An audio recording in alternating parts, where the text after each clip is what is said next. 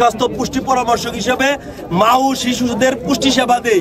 পুষ্টি সেবা দিয়ে আমি যখন ফেসবুকে ঢুকছি তখন দেখছি পঙ্গু হাসপাতালের সামনে আমার আহত ভাইয়েরা, আমার মতো যারা চিকিৎসা সেবায় বঞ্চিত হয়েছে, আমার মতো যারা টাকার অভাবে চিকিৎসা করতে পারে না, আমার মতো যারা জায়গায় জায়গায় মানে প্রতারিত হয়েছে, তারা সবাই এনে আন্দোলন রাখছে। তাহলে আমিও তো তাদের সাথে একসাথে আন্দোলন করছি, জীবনের মায়া ত্যাগ করে নিউ মার্কেট মারামারি করছি। আমরা সায়েন্স ল্যাবে মানুষ জমাইছি আমরা, অথচ এই অন্তর্বর্তীকালীন সরকার আমাদের কোনো মূল্যায়নই করে নাই, চিকিৎসারও খবর নেন নাই।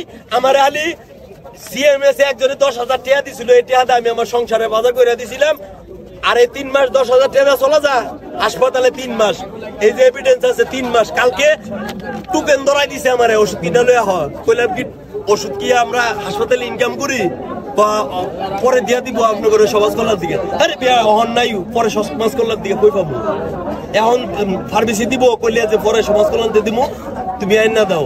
এটা লইয়া গ্যাদারিং লাগাইছি, পরে বুলটালিন সাবুজিটারি একটা ব্যথা বাইরে গেছে গা, একটা ওই যে নাম কি ইনচার্জ সোহরাওয়ার্দী মেডিকেল কলেজের ইনচার্জ অনেক তুবে ফইরা পরে হ্যাঁ পকেট থেকে কিনা দিছে, পরে আমি রিলিজ দিয়ে বিকালবেলা চলে গেছি।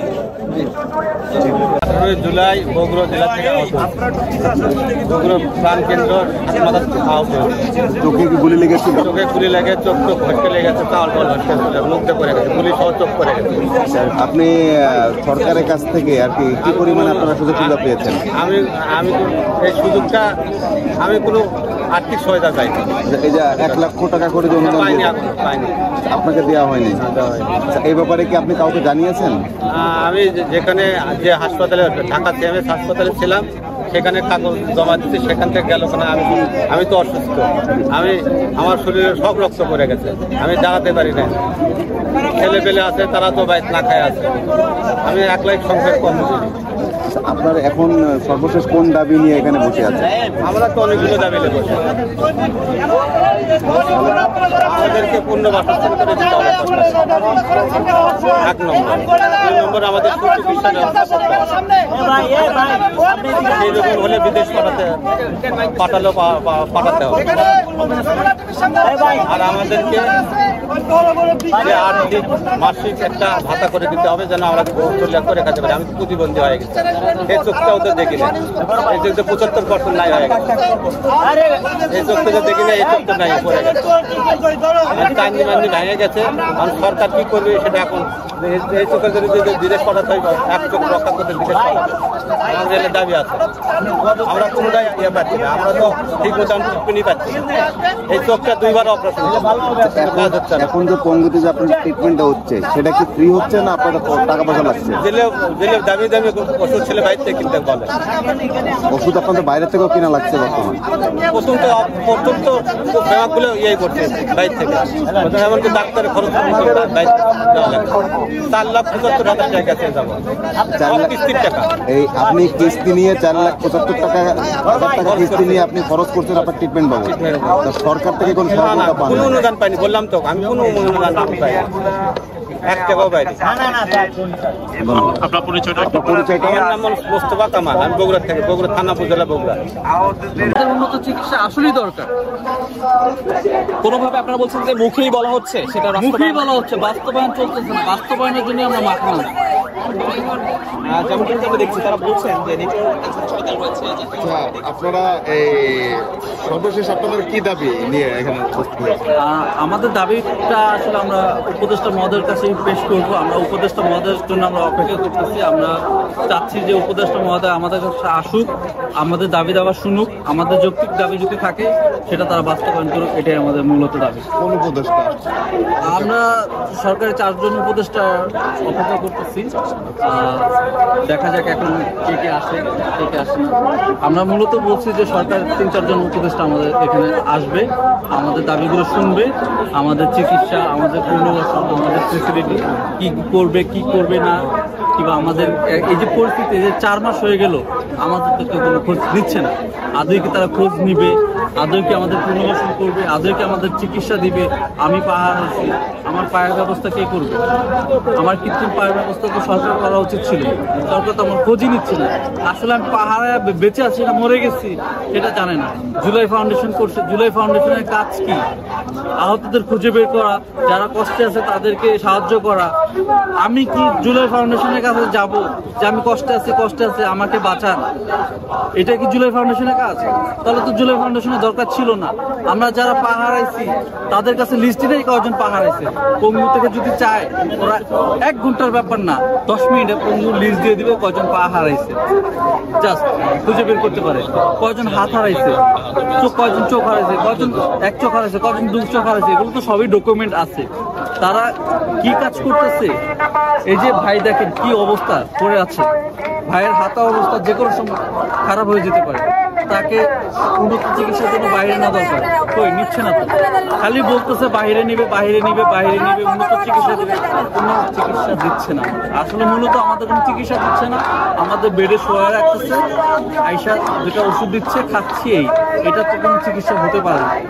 হাসনাত আব্দুল্লাহ এসেছিল, সে আপনাদের কি আশ্বাস দিয়ে গিয়েছে? সে আমাদের সাথে সহমত জানাচ্ছে যে আসলে আপনাদের যে দাবি এটা আমরা তো আপনাদের বলতে পারি না আপনারা চলে যান। আসলে আপনাদের দাবিটা আমিও পূরণ করতে পারবো না, এটা উপদেষ্টা মন্ডলী আপনাদের করতে পারে। এখন আমরা দেখি উপদেষ্টার সাথে কথা বলে তারা কি করতে পারে। আচ্ছা, আপনি আন্দোলনের সময় কোথা থেকে আহত হন? আমি বাড্ডা ব্র্যাক ইউনিভার্সিটির সামনে 18 জুলাই গুলিবিদ্ধ হই। আপনার নাম? মোহাম্মদ জাকির শিকদার। আচ্ছা, আমি কথা বলতে চাচ্ছি না। উপদেষ্টা কি আজকে এসেছিলেন? আজকে এখানে উপদেষ্টা কি এসেছিলেন? উপদেষ্টা আসে নাই, একজন সমন্বয়ক আসছে, আর একজন জুলাই ফাউন্ডেশনের যে মুগ্ধর ভাই স্ত্রীজ আসছে। কি বলেছে তারা আমাদের সাথে সহমত জানাইছে, আমাদের দাবি দাবা যেটা আছে শুনতে চাচ্ছে। আসলে তারা তো আমাদের দাবি পূরণ করতে পারবে না, তারা আমাদের দাবি বাস্তবায়ন করতে পারবে না। আমরা চাচ্ছি যারা আমাদের দাবি বাস্তবায়ন করতে পারবে, দাবি নিয়ে যারা কাজ করতে পারবে, সেরকম পর্যায়ে 2-3 উপদেষ্টা আসুক, আমাদের সাথে কথা বলুক, আমাদের যৌক্তিক দাবি দাবাটা মেনে নিক। আমরা তারা আসলে আমাদের দাবি দাবাটা পেশ করবো। শুনেছি যে তারা আসলে আমরা তাদের কাছে দাবি পেশ করবো। জি জি, এছাড়া কি আপনারা বলতে চাচ্ছেন না? এখন আমরা কার কাছে বলবো দাবি? এখন আপনার কাছে আমি দাবিটা পেশ করলাম, এটা তো বাস্তবায়ন হলো না। আমরা চাচ্ছি তারা আসুক, যদি আমার দাবিটা যৌক্তিক থাকে, যা বাস্তবায়ন করা থাকে, তারা এসে আমার দাবিটা শুনে ওটা যদি যৌক্তিক থাকে লিখিত দিবে যে তোমাদের এই দাবিটা আমরা মেনে নিচ্ছি, এটা আমরা এতদিন হোক, 1 মাস হোক, 2 মাস হোক, 3 মাস হোক, আমরা এটা বাস্তবায়ন করবো। এটা আমরা লিখিত দফা রয়েছে, কত দফা দাবি রয়েছে, কয়টা দাবি? না, এটা আসলে আমরা এখনো দফা দিই নাই। আসুক, উপদেষ্টা আসুক, আমাদের বেশি না 3-4টা দাবি। আমাদের মূলত দাবি তো আমাদের চিকিৎসা, আমাদের পুনর্বাসন, এই তো আমাদের একটু খোঁজ খবর নেবে, এই তো আমাদের মূলত দাবি।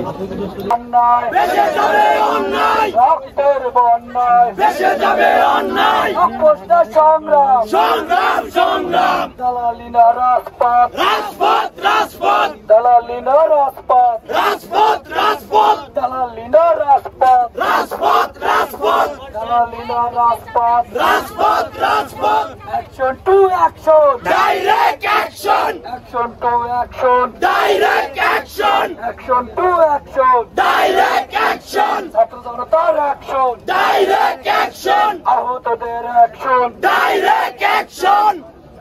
দুপুর 12টার পর থেকে তাদের জন্য আমরা আন্দোলন করতেছি। এখানে এই যে রোদের ভিতরে বসে দুপুর 12টার পরে এই যে অসুস্থ শরীর নিয়ে আমার 4 দিন আগে ওটি হয়েছে, 4 দিন আগে আমার ওটি হয়েছে পায়ের ব্যথা নিয়ে। দুপুর 12টার পর থেকে আমি এই যে এখানে অবস্থান করছি, এখনো এখানে আছি। তো তারা কি এগুলা কি দেখতেছে না যে আমার আরো অনেক ভাইয়েরা আছে, অনেক আঙ্কেলেরা আছে, অনেক চাচারা আছে যারা আহত, যারা দুপুর 12টা থেকে অবস্থান করছে এখানে। তাদের এগুলা কি তারা দেখে না? তারা যে পদে যে আছে, পদে আছে কাদের জন্য? একমাত্র আমাদের রক্ত মাটিতে পড়ছে, আমাদের রক্ত মাটিতে পড়ার কারণে তারা এই পদটা পাইছে।